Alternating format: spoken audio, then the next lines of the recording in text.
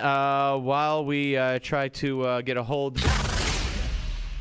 All right, ladies and gentlemen, while we try to get a hold tribute tour, I want to start. Hopefully, we could get through it. I want to start with something that took place on Bill Maher's show on HBO. Now, I have told you over and over and over and over and over again, I do not have HBO. I would not subscribe to that network. I would not pay Bill Maher's salary, and several other shows on there which I have not liked in the past and do not like now. But that aside, here's Bill Maher.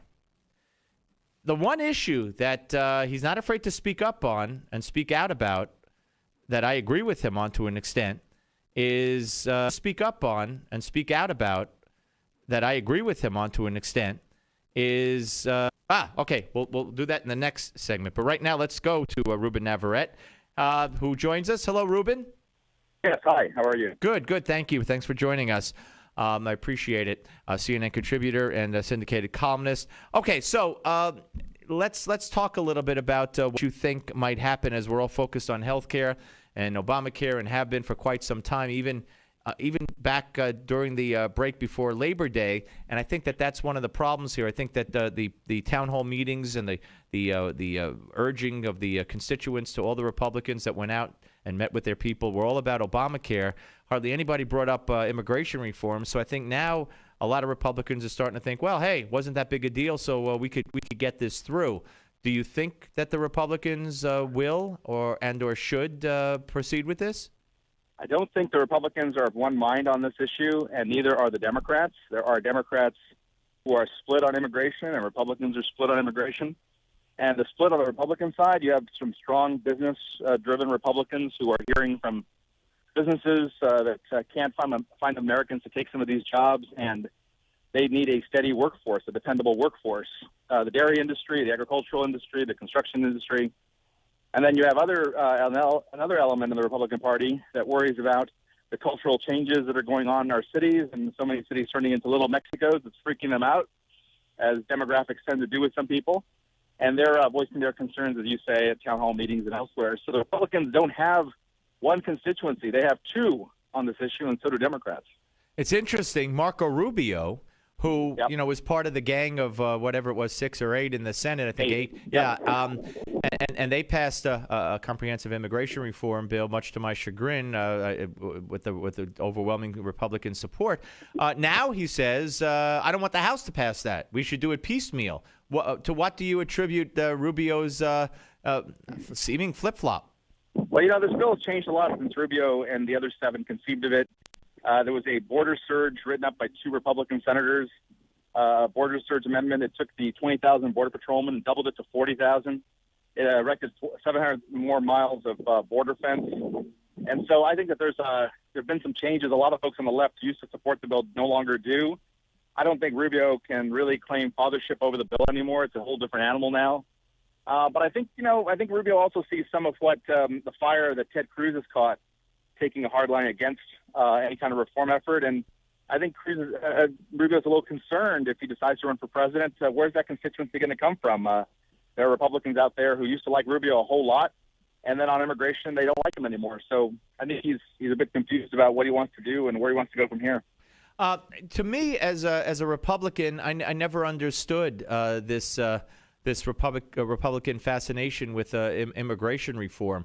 The last election, national election for president, they polled Hispanics when they came out of the voting booths. I think it was a Pew Hispanic poll, Pew Center, whatever. And they found that immigration reform ranked about 4th or 5th on their list of priorities and concerns. So this myth that, if the Republicans don't give immigration reform or pass it or view it as an impediment to it, they're going to lose the Hispanic vote. That, and no matter how far the Republicans go, but if they don't put in, for instance, allowing the gay spouses of illegals to come in and join them, they'll always, no matter how far they go, as soon as it's passed, as soon as it's signed into law, the Republicans and Obama will demonize them. No matter how far they go, as soon as it's passed, as soon as it's signed into law, the Republicans and Obama will demonize this up.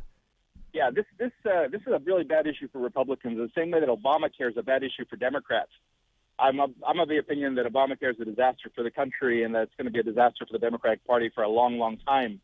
And Democrats don't know how to wrestle that beast of Obamacare to the ground. Anywhere it comes up bad for them.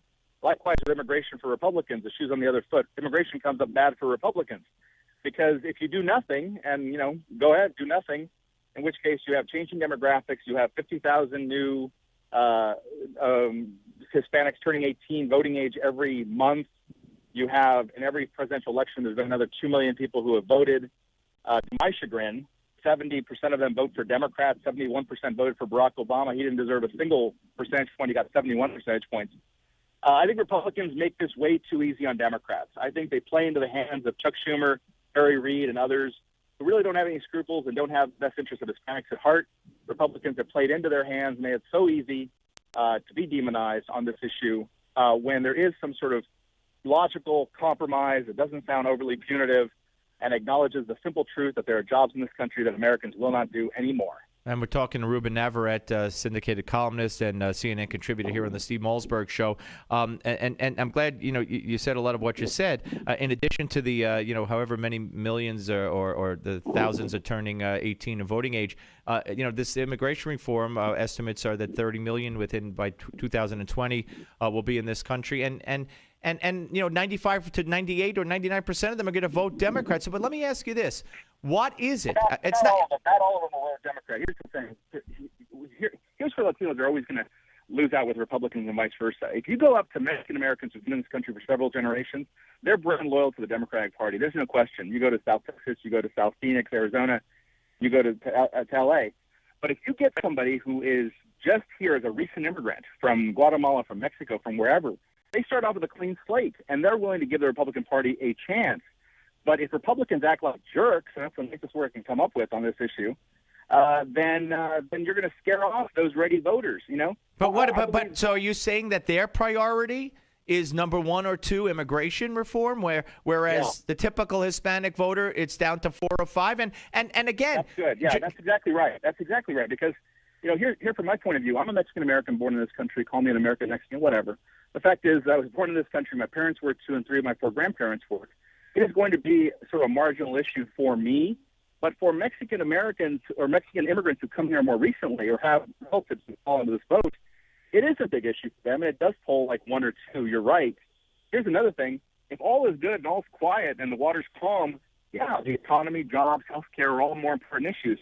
If you go to Arizona, when the flare-up occurred in 2010 over SB 1070, suddenly that issue that was number 4 or 5, it sprang to number 1 again. So I always tell Republicans this: if you guys want to bank on this idea that this is not such a big issue, don't screw around with it, okay? Because when you screw around with it and you pass laws that make Latinos feel like they're being profiled, you're going to take that number 5 issue and it's going to go to the top again. It's going to be a number 1 issue. It's going to be your fault. Well, the fact of the matter is also that George W. Bush, winning Hispanics was kind of an aberration. Not with Reagan. Reagan in 1984 got 40% of the Hispanics. Right, but Democratic workers were being chased out of precincts saying Reagan forever. I mean, Viva Reagan. Yeah, but what I'm saying is it's not like Republicans had ever, really won the Hispanic vote to begin with. And I'm just saying that, I think the problem with the Republicans. Hold on. Why that is because they put up mediocre candidates like Bob Dole in '96, Mitt Romney.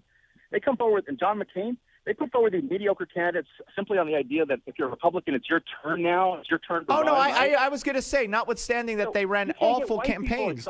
You can't get white people excited to vote for these people. You want Latinos to vote for these people? No, I am not. I agree with that. And what I was going to say was, and I don't mind that you interrupted. That's fine, or interjected. That's fine. But what I was going to say was, you look at McCain and you look at Romney for the last 2 times around, and they were horrible candidates.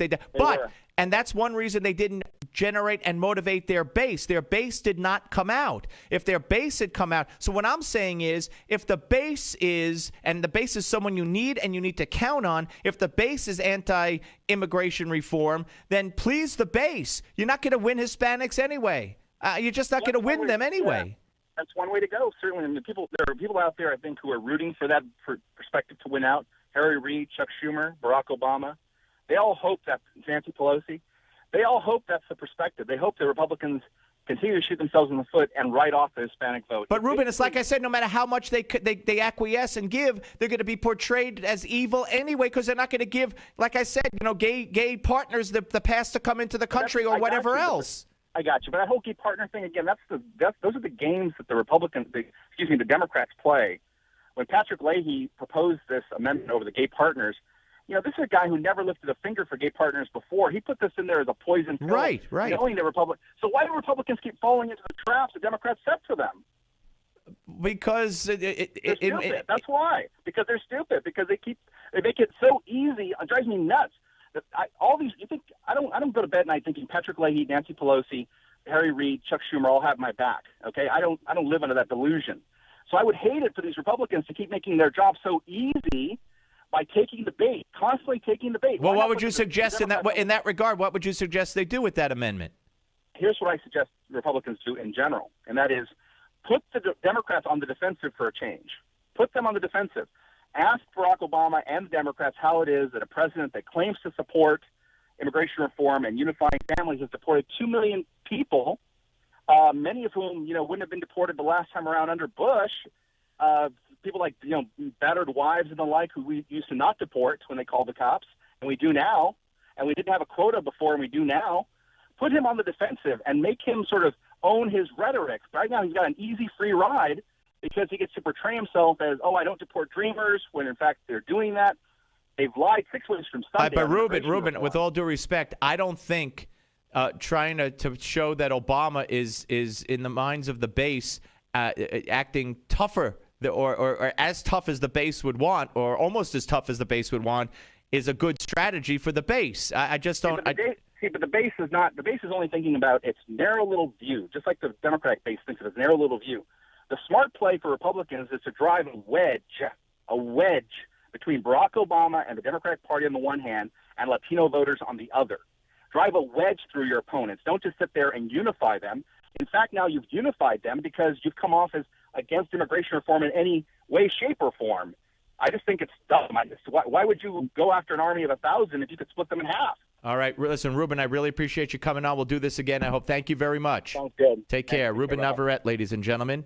And you could check him out at rubennavarette.com. I'm looking at that site right now.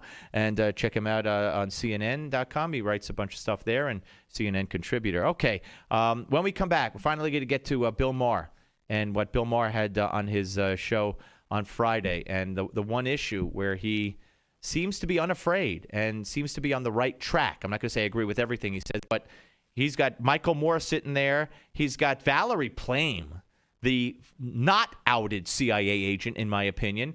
And who else was on there? And Al Sharpton. Wait till you hear this. Al Sharpton equating radical Islam with some fictional radical Christians. Okay, so we're going to come back and we're going to let you hear all of that right here on the Steve Malzberg Show on Newsmax TV and radio. Oh, we got another 10? I'm sorry. I can't count. It's my fault. Don't go away. We're coming right back.